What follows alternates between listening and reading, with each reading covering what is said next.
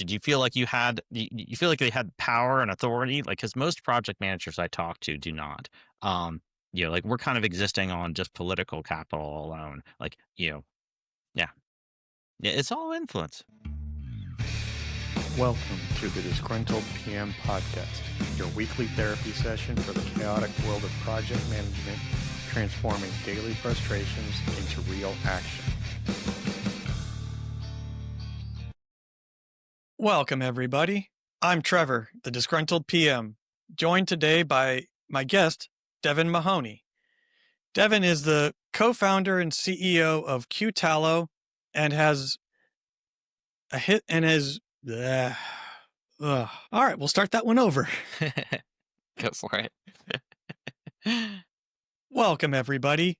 I'm Trevor, the Disgruntled PM, joined today by my guest, Devin Mahoney, the CEO and co-founder of Qtalo, and a career project manager who has a wide background.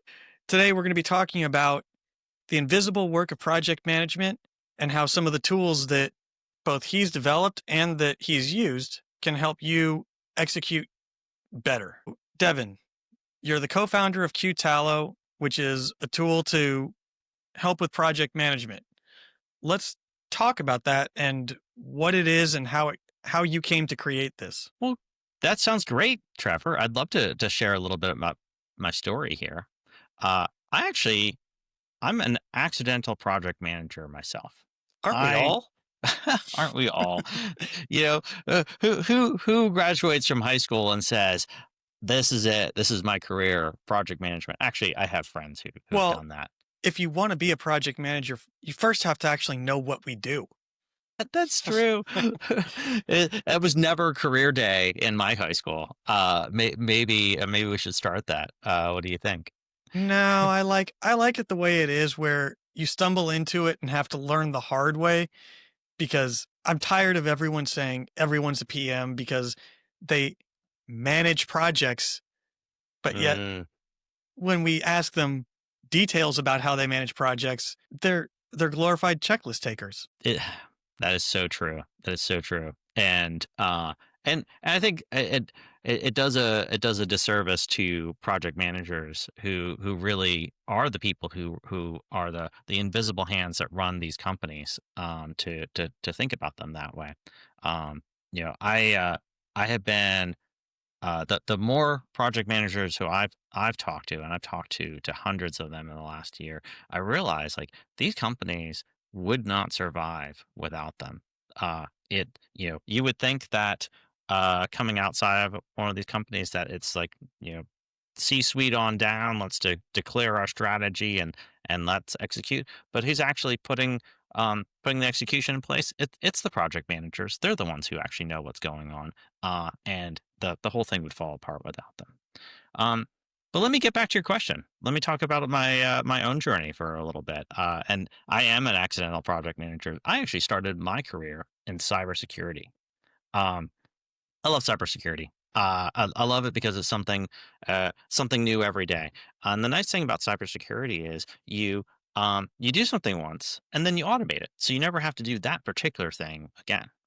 Now, I got pretty good at cybersecurity and started managing people, started managing projects, and stumbled my way into being an accidental project manager. And I went from an area where I could automate everything to, well, now I have to do the same thing over and over again. And I just couldn't figure out why. It took me a little bit. It took me really a while to understand that my job as a project manager was really about coordinating information among all of these different teams and responding to a lot of the different requests and using the data that each of these teams were holding in order to respond to the requests, in order to keep the projects moving forward. And it was sort of eye-opening for me. The engineers I was working with, they were all using Jira. The salespeople I was working with, all in Salesforce. Marketing had their own thing, accounting had their own thing, customer success had their own thing, and all of these different tools, they supposedly interacted with each other, but they didn't really, except maybe they would email me when there was an update. Wait. I need to stop you right there. You mean to tell me, as a project manager, you worked with a whole bunch of teams and they were all siloed. They were all I siloed. don't believe this. I don't Are you believe it. shocked? Are you shocked? Oh, hold on. Let me put my shocked face on. Oh, Trevor, I'm enjoying this conversation. I love your attitude. Clearly, you have been around the block here. I have been a PM for almost 15 years now, and as I've said, I've done the innovation projects, which are the one of ones. So yeah, trust me, I know when I I know the pain of every PM of most PMs around here. Uh, oh my gosh. Well, so we're all siloed, and so when an engineer has something important they need to tell the project manager, like they're not gonna call them up. They're not gonna email them. They're gonna be like, let me make a Jira ticket. The salespeople are like, well, I'm gonna update my Salesforce, and they expected me to really be in each of these tools all the time, every day, and like that, like I never knew. I never knew if something was going to be land on my plate and be the most urgent thing I had to take care of that day. Um, or whether it was just going to be an update. Hey, do you want to go out to lunch? Or Devin, where's that document? I need the latest copy of it. Um, and so you're constantly getting pinged as a project manager about things that are mostly unimportant, but occasionally might be the most important thing.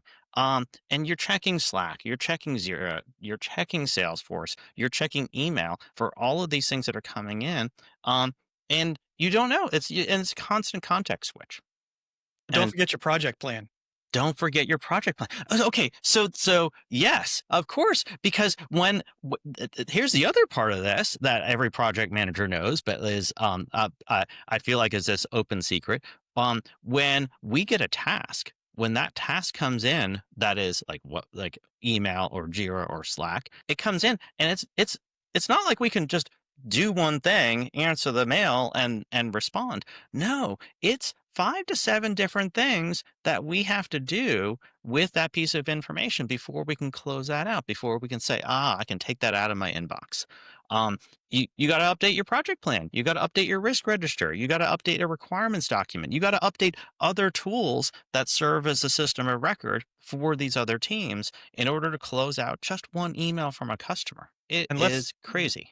let's not even get started if there's a change asks in there, because Yeah. then you've got to go through the formal or informal change process depending on how you set it up in your initial plan. Right. And you don't know ahead of doing that whether that is going to be something that knocks the project back 2 weeks, or is just okay, that's fine, we can deal with it. You got to do it, and it's super important that you get that done. And so, like, how do you prioritize your work?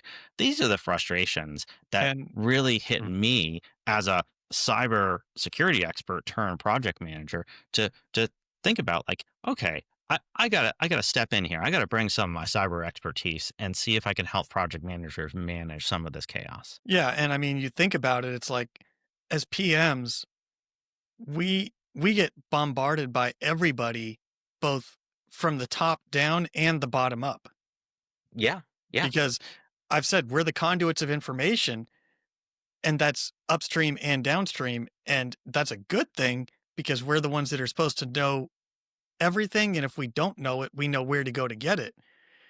But we're also the feature is the bug in that we're the one that everybody goes to when you could just go to Steve from cyber if you've got a cyber specific question.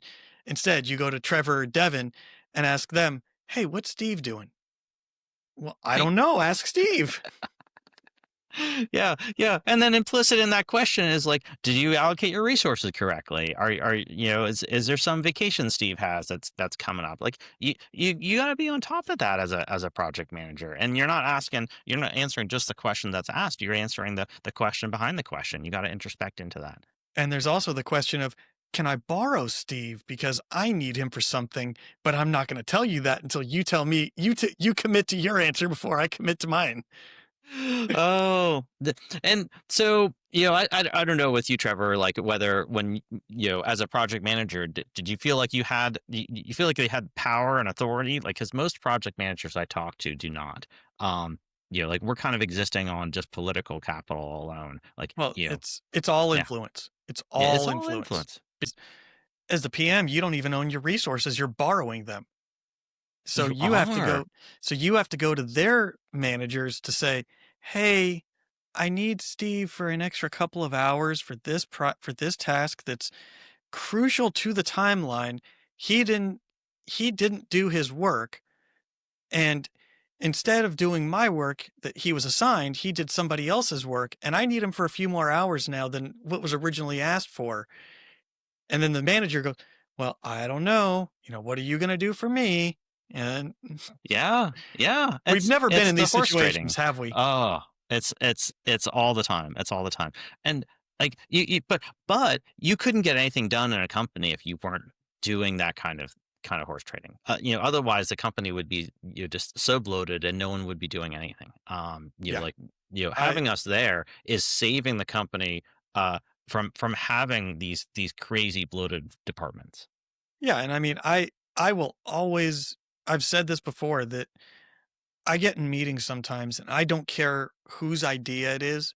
Usually it's I usually a lot of the ideas are mine as the PM because I see the whole 360 picture, and you've got to implant your ideas in other people a lot of times to let them have their idea, they get credit and you just go, "That's a great idea. Let's roll with that." It's like that movie Inception. You're like, okay, just fall asleep for a little bit, and then let's put this into your head. Uh it's the right way to do it. Well, and it's servant leadership is the new catchphrase for project managers. And someone once told I was talking with someone with another PM about that, and they were just like, servant leadership makes me want to throw up because it's so overused. And I was like, you're right, it is. It's not servant leadership, it's humility. Mm, You know, I yeah. I walk into most project meetings and I walk around to the team and I say, I'm the dumbest person in the room. My subject matter expertise is in project management. That's all it is. I'm here to help everybody make sure we get this done, but I don't know anything about what any of the people in the room do. hmm That's right. That's right. Unlike Yeah. you, who is the cyber expert. So if you're working on a cyber project, you're like, no, that's wrong. I I'll tell you, Trevor, I have to sit on my hands sometimes.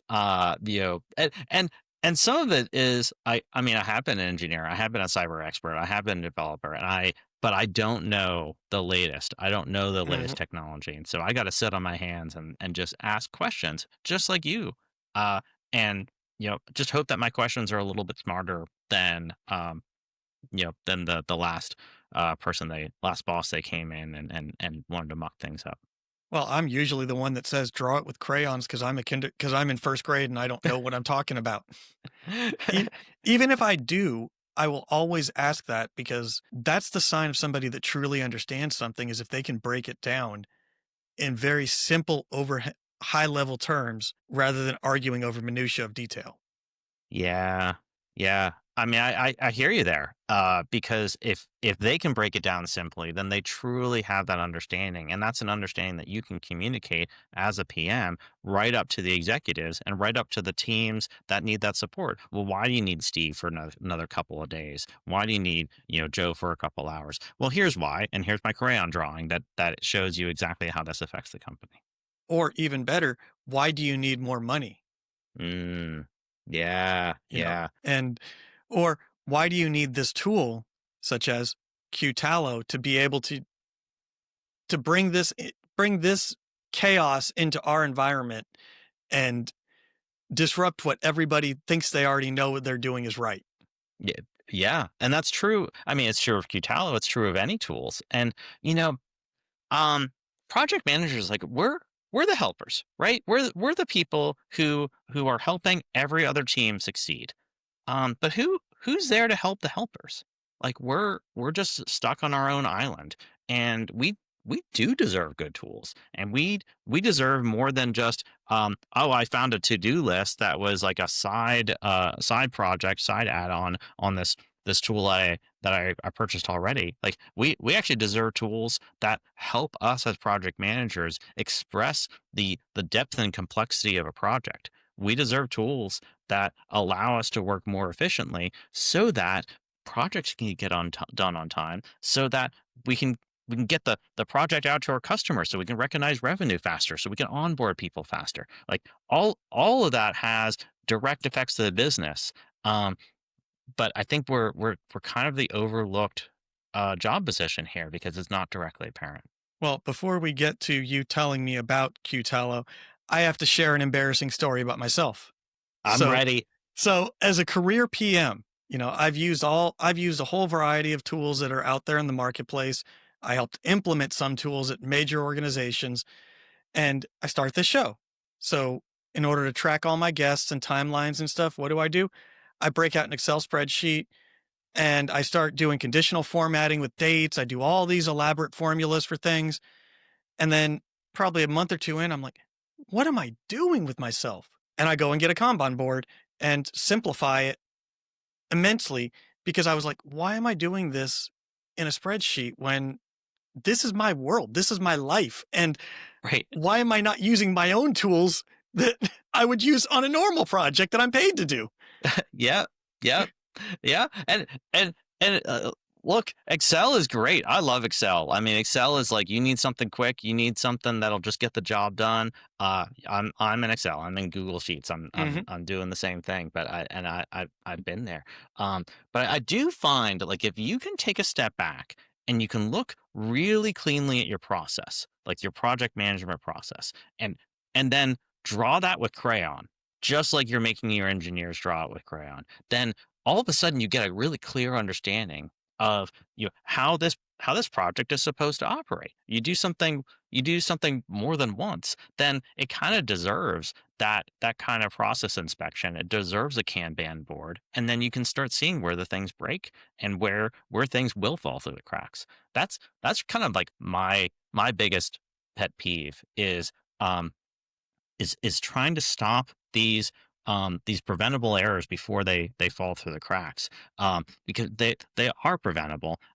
It's just we get overwhelmed. Our teams get overwhelmed by all the chaos, all the things that seem like they're urgent because people are emailing us or they're slacking us about it. They're not urgent, and we forget about the most urgent things. And yeah, that's what we're trying to Yeah. stop. Yeah. I mean, I think back to my days in college. I did custom home theater installs for people. And I would always have the clients ask me, well, how do you come up with your wiring schematic? And I would say, I walk in the room, I look around, and visually I start drawing the most complicated way to wire this room that I could possibly think of. And then I start stripping away piece by piece by piece until I can't take anything else away. And there's my diagram because if I can't take anything away or simplify it anymore, that's the answer. It's kind of like a repeating number. You can't, you can't get it any more refined than that. Right. Trevor, can you come over to my basement sometime? Like, I feel like I could use you in my stupidly complex home theater system. I haven't done that in 20 years. uh, Those days that's are good. long past. All right. Well, I guess I guess I can't get you over for that. That's totally fine. Well, But I like your analogy. plus there's the whole, what, 3 states away? But that sounds about right. Buy you a beer or a pizza or something. Well, then I'm in. Good, good. I'm glad I'm glad I've hit the right level here. Yeah, exactly. One or the other, but not both. Yeah, yeah. Toppings extra. Good. Yeah, there you go. There you go. Yeah. So I mean, when we think about project management as a whole, there's a lot of different pieces that go into it and a lot of tools that we use. And you developed Qtalo from your frustrations. Why don't you talk about what problems that it solves for PMs as the, as a solution rather than a problem? Yeah. You know, PMs, we have a lot of problems. There is a lot that is on our plate, and even talking about this, and like I said, we've talked to hundreds of PMs over the last year or two. Um, they they have problems with resourcing. They have problems with figuring out people's schedules and the project plans and risk registers. There's a ton of problems that that are really PM specific, that that they don't have great solutions for, and they would love that. And then but you talk to them a little bit deeper, and you realize, you start asking them like where they're spending their time, and their time, like it's a significant chunk of time that they're spending um, chasing down updates, uh, switching context from project to a project. I'm sort of envious of those PMs who are only on one project, and that's the only thing that they need to know in their worldview. They do exist. Be Uh, careful what you wish for.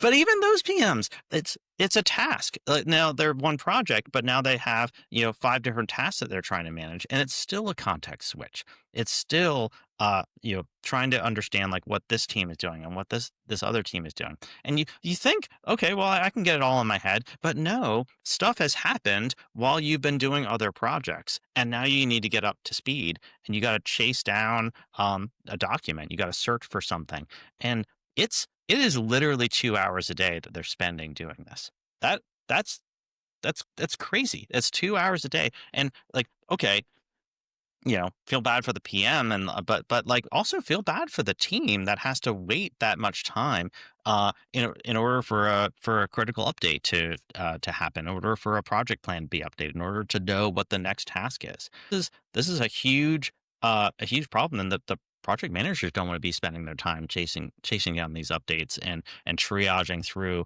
all of their systems. And so when we got there, we realized, like, I'd love to be in the solving the resourcing problems. I would love to be automating information flows and doing all that. And I hope that someday Qtalo is able to do that. But what we're doing right now is we're helping the PMs focus on the fires. What are the 3 to 5 things that you absolutely have to get done today? And if you can do those things, then you've had a good day and everything else can wait. If you know those 3 to 5 things, then you can be successful as a PM. Just knowing what they are is just really hard because you got to go through all 500 messages that you may have gotten each day. So the and as soon as it's just 3 to 5 things, yeah, you still have to context switch between each of these things, but it's 2 to 4 context switches. It's not that many, and it leaves you with this feeling, using see how it leaves you with this feeling of like, I have accomplished something really significant in the first part of my day, and then everything else is just gravy. I can take my time, I can think about strategy, I can be responsive to people, I can connect emotionally to them, and that helps you build the political capital that you need to get things done later.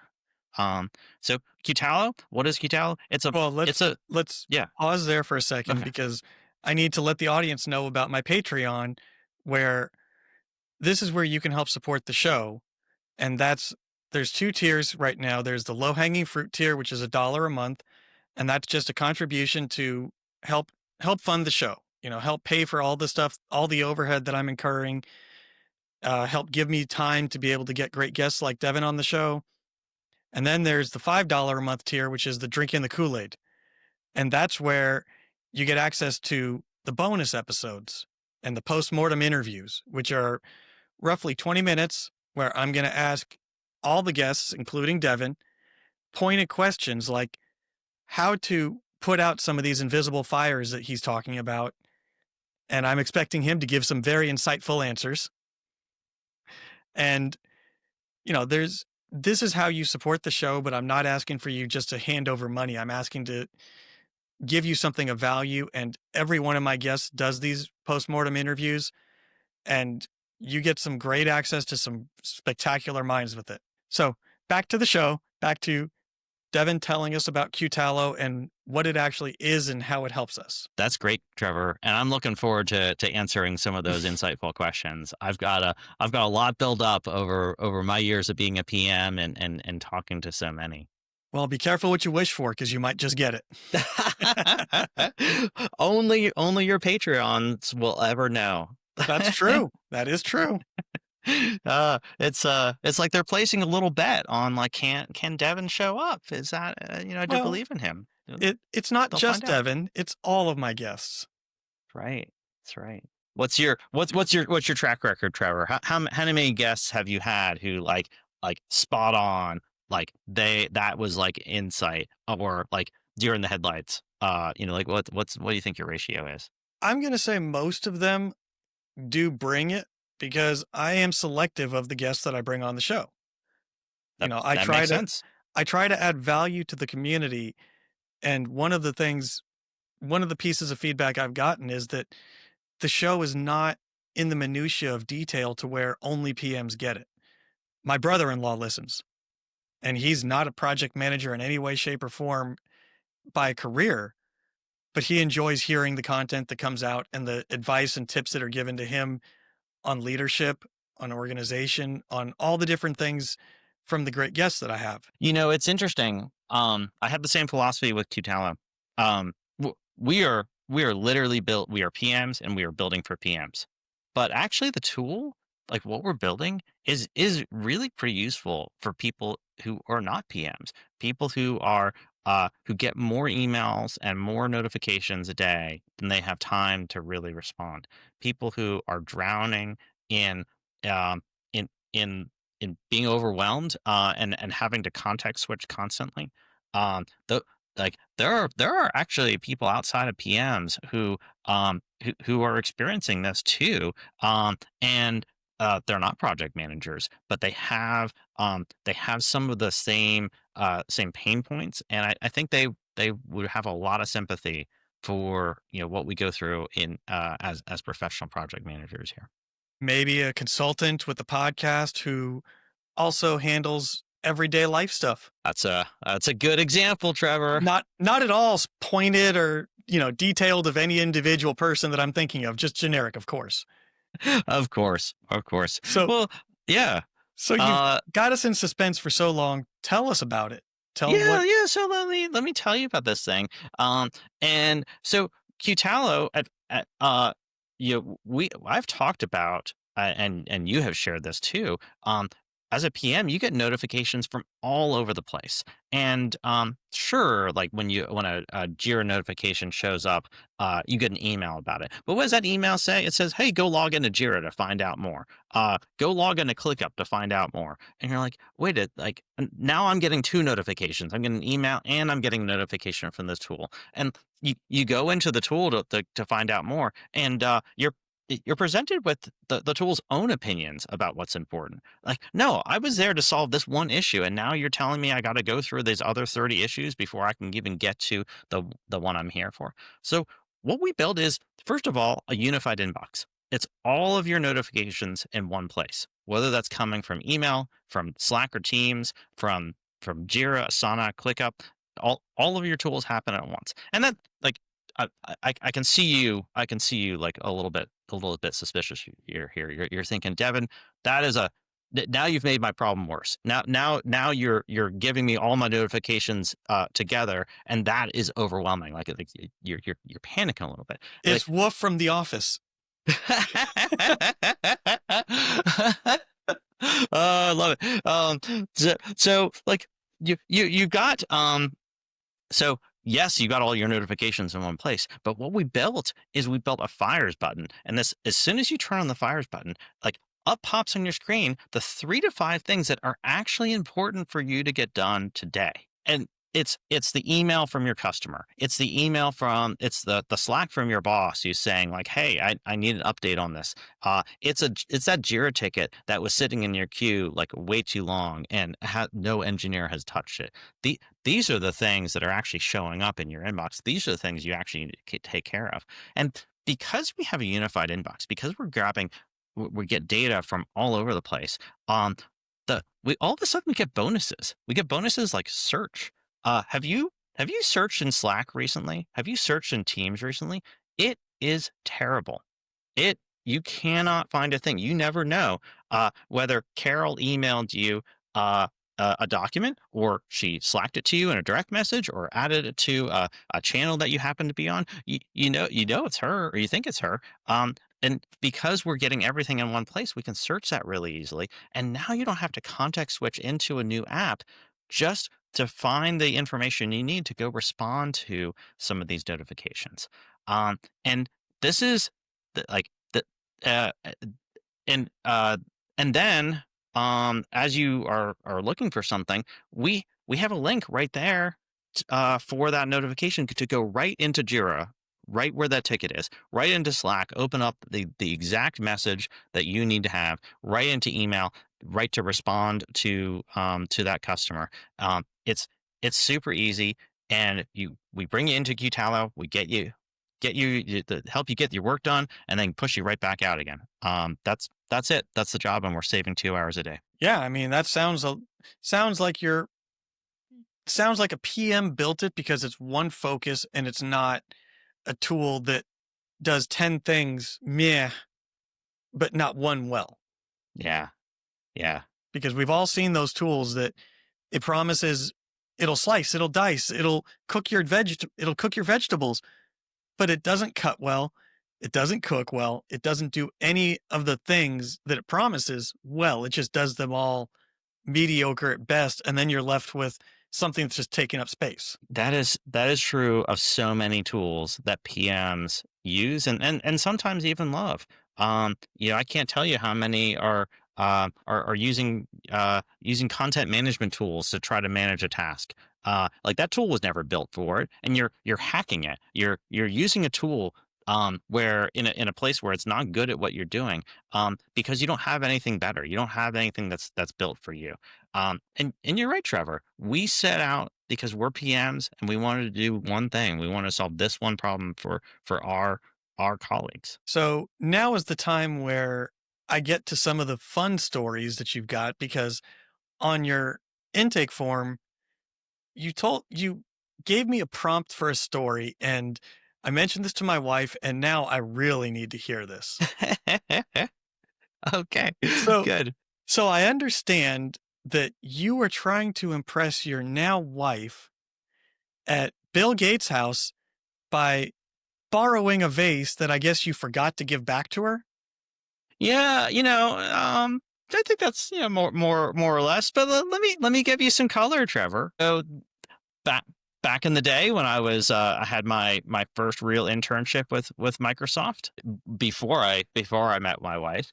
I was feeling pretty good about myself, and like many of the other Microsoft interns, Bill had us over for dinner. And you don't That just old go to Bill's that old house. story. That old story.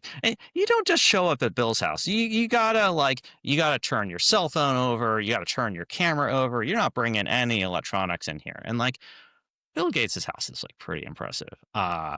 You go down the hallway to the bathroom and you see a Monet on the wall, and you're like, oh, that's a nice reprint. No, it's not. It's the real thing. It's like five mansions all stuck together. Like just like the craziest complex you've ever been in. And okay, so we got to have dinner with him. Maybe 30 of us, and shook his hand, asked some questions, but like I didn't have my phone. I didn't have a camera. There's like no souvenirs, and I'm like, uh, you know, I'd like to remember something, and I kind of borrowed something, a little vase from him, and I feel like, Trevor, I feel like if he didn't want me to have it, if he didn't want me to borrow it, he would have said something, or one of his security would have said something, but they didn't, and so I feel like I feel like I have some tacit approval from him that I could borrow this for a little bit. So I'm done with my internship. I'm at a Halloween party. I'm talking to this girl, and I'm telling her this story, and uh, she's pretty impressed. And she's pretty impressed because like she knows I've got a good potential career, right? And Stealing vases from Bill's house? yeah, yeah, yeah. And she knows I'm a little bit of a bad boy because I'm borrowing things that are not mine. But she also knows that I am so nerdy that I would work at Microsoft and like be proud of this. And she knows that I have all my teeth. So yeah, we're talking. And so like I'm telling you this story. I mean, I get her number. We get a first date, and eventually, she asks, like, she comes back and she's like, hey, so where's the vase? And she's like, she probably has the same image that you have in your mind of like, you ever see a Ming Yeah. vase That's in not the what I museum? was thinking of. I was thinking of like the little orange like plant potted things that. Yeah, no, she was definitely thinking like some museum piece going on here, and um, well, let's just say that it's a good thing I had a couple of dates with her already because uh, let me I've got a little prop here. Uh, this is a catering vase Ooh. from the dinner at Bill's house, which he paid probably 50 cents for. Yeah, and So if you're this is so unimpressive compared to the what she had built up in her mind. well, and if you're listening, you're missing out because he just showed it on camera. I did. I should have said that for the bonus episode. No, that's fine. We'll use the mind for the bonus episode. We'll data mine you. Yeah, That's I good. mean, I have some stories of people that were close to people at Microsoft, but not any. I've This is the first I've heard of a klepto at Bill's house. Hey, so Bill, because I think you're probably listening to Trevor's podcast. Anytime you want the vase back, it's yours. I understand that this was a contributing factor to your divorce. Sorry about that. I'd be happy to give it back anytime you would You like already it. you already got your value of it by getting your wife. That's right. That's right. Okay. Well, as long as we know it's just borrowed and you intend to give it back, next time you're invited over to his house. Yep. Next time, I probably will not steal anything else. I mean, borrow. Well, let's hope not. Thanks for So, letting me tell the story, Trevor. yeah, It was fun. I was excited to hear it. It's not every day you get to talk to people who, in the military, we called that liberating. Yep. Yep. So, I also have a tradition on the show where I hand pick a question for every guest, and this is something that is not serious at all. It is completely out of left field. It is completely entertaining. So the question is, would you rather cook would you rather would you rather have every meal you cook incredibly delicious, but you leave a stain behind that is literally impossible to clean on your shirt, or every meal is bland and forgettable, but requires zero cleanup forever? Mm, mm. Oh, I'm like a colorful guy. I'll take this. I'll take the stains on my shirt. Yeah, yeah. That's that. I'm all about being a foodie and enjoying what I'm cooking. I'll take the stain anytime. And in fact, That tracks with the shirt. yeah, maybe I even have one. Yeah.